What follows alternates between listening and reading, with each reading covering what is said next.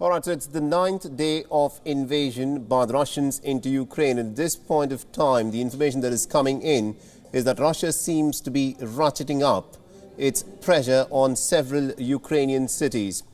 And also, there's a huge problem of refugees, which in fact is happening.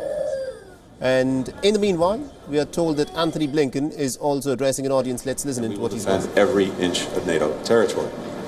At the same time, as the Secretary General said, we're preparing for NATO's future. And the events of the last few weeks, as they continue, will further inform that future, particularly going into the NATO summit in a few months and the writing of a new strategic concept. All of these things are coming together at a critical time, but the single common denominator that we found, and that is the strength of everything that we do, is the unity of this alliance. It's been on full display in these weeks. It will remain on full display going forward, and I look forward to consulting with you, Jens, about the steps we're going to take next. Thank you.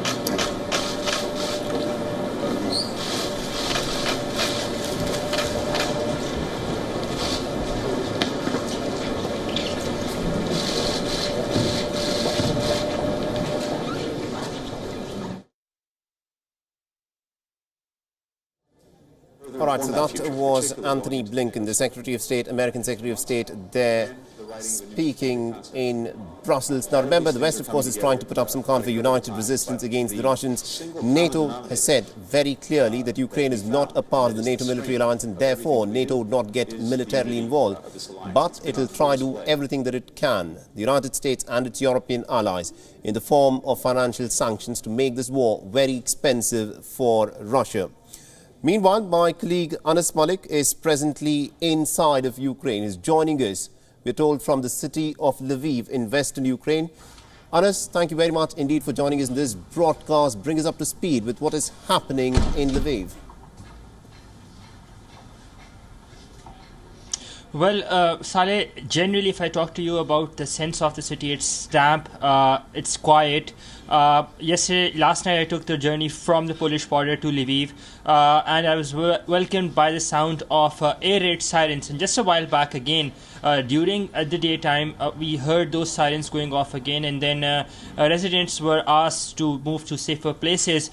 So that's a usual sight or sound that you'd hear, not the ideal one which you would want to. I spoke to some citizens, some residents of Ukraine, both at the Polish border and once while I was on the way as well. And there is a general sense of anxiety, fear, and alongside that they also are angry. They're angry at the international community for the fact that they believe that the international community needs to do much. That is number one. And number two, the fact that the international community should have done much earlier, way before the war actually started, and that's what they're angry at.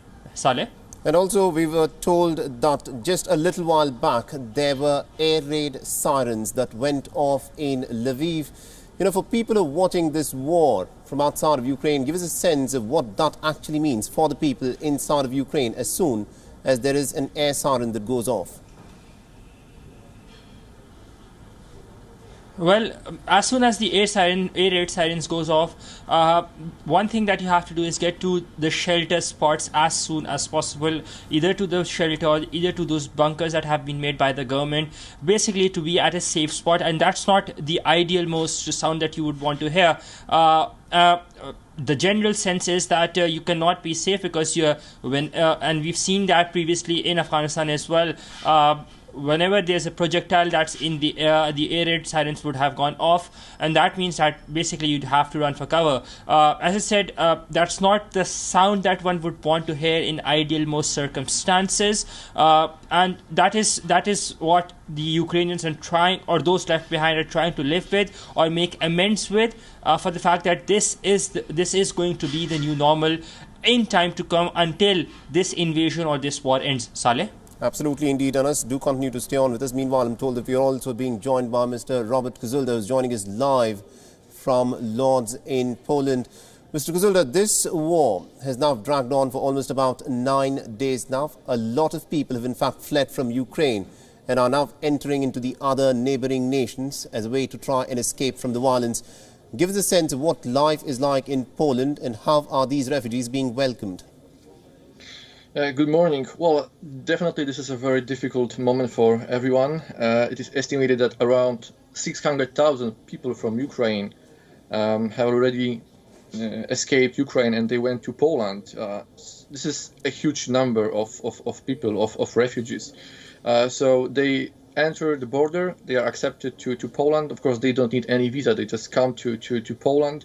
They take cars, they take trains from Ukraine, and then when they come to Poland, they are distributed among Polish families. So right now, and we are very proud of that, there is no refugee camp in Poland. There are thousands of Polish families willing to help them, willing to accept them. So right now you can find many Ukrainian refugees all over Poland, in every city of Poland. Also, you have to remember that before the war, we had around 1 million Ukrainian workers, migrants living in Poland. So this is a huge operation of thousands of Polish people. We also send on daily basis assistance to Ukraine. We send supplies to Ukraine, and also we collect, also at my university, we collect clothes, food to assist those people. So on one hand, we are proud that we can help and we are doing that, but of course, on the other hand, situation is getting worse because it will be a huge burden if more people come, and we expect to have more people. So any international assistance would be very welcome. And also, just one more thing, you have to remember that right now here in Poland it's very cold. It's winter, so people have to have a warm shelter. They can't stay outside. So this is also an urgent need. Absolutely, indeed. At this point of time, we're given to understand that at least about 600,000 people have crossed the border from Ukraine into Poland. This figure could, of course, go up dramatically in case there is more violence that actually unfolds. And also looking at from a Polish perspective, how do you see the move that the Russians have in fact made in terms of their war that they've directly waged? Now, Poland also is a country that will be looking at all of these incidents with a lot of concern. Politically, how concerned is about Poland seeing the Russian war machine in its neighborhood? Well, for us, it's bitter satisfaction, because we used to say for many years, we tried to warn Western Europe that Russia is a threat and Russia can invade a neighboring country. And they did that in 2008 when they invaded Georgia, and they did that in 2014 when they invaded Ukraine. So we have been trying to alarm the West that there is a threat. So right now we can say, hey, we told you that this is a threat. Of course, this is a very poor satisfaction. We are concerned because this is our neighboring country. So we know that the war can also affect us in terms of military operations. But right now we are also under attack. There are many fake news being spread by the Russians, by the Russian government in Poland, trying to destabilize social situation in Poland. So definitely we are very concerned with the situation, especially when you think about Russian doctrine of using nuclear warhead to de-escalate a conflict. So for us, this is a very scary situation. At the same time, we are assured by our allies that as a part of NATO, we are safe. There are also NATO troops in Poland coming from, and also other countries like Lithuania, Latvia, Estonia, Romania.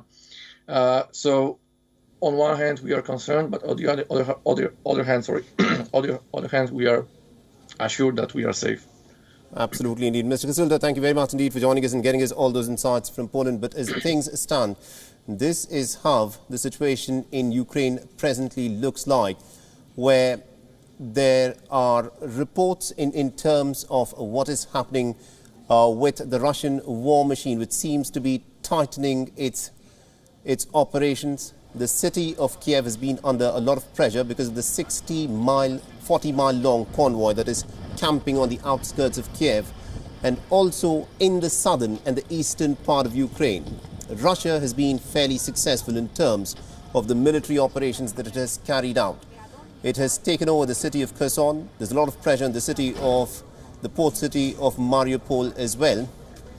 And Russia, it is being said, is trying to create a corridor to connect the Donbas region with the Crimean Peninsula. Meanwhile, what we have on our screens are the visuals of people who've been torn apart from the place that they call their home. And they're leaving their respective cities in Ukraine. They're trying to move across the border into other neighbouring nations to try and seek refuge. At this point of time, of course, Europe is welcoming them. An estimated 1 million people have already crossed the border from Ukraine, and they have crossed over into other neighbouring nations such as Poland, Romania, Moldova, etc. But according to the United Nations, the number of refugees could go up anywhere from 4 to perhaps as many as about 6 million if the violence, of course, continues over the course of the next few days and weeks to come.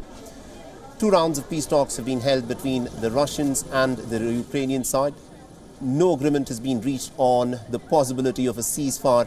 The only thing that the Russians and the Ukrainians seem to have agreed upon is creation of a corridor for people to be evacuated out of. And my colleague Anas Malik is presently in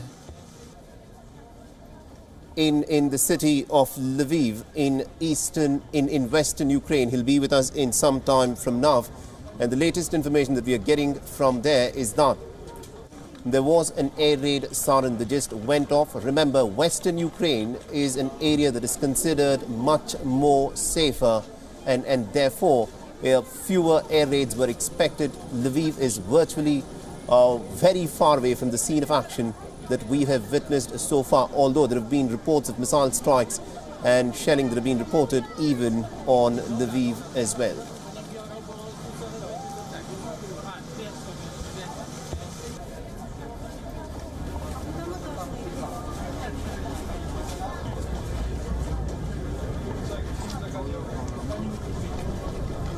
WION is now available in your country. Download the app now and get all the news on the move.